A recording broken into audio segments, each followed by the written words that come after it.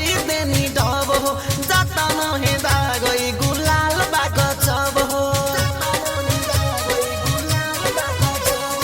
मौली मौली साबुन खत्म कोई देनी डब हो जाता नहीं दागई गुलाल बाग जब हो फेस पसरे का पड़ता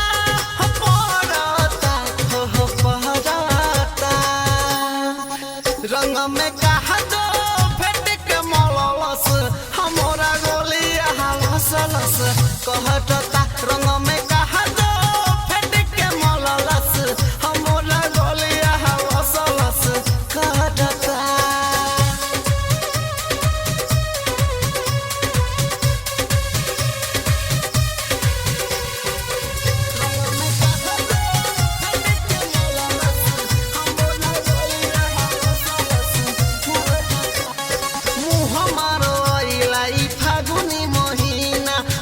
धक धक करे सीना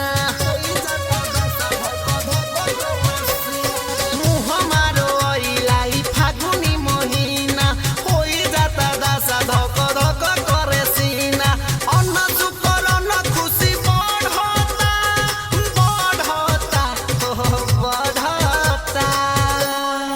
सदस्य कहा दो फेट के मललस हमर गलिया हलस लस कहता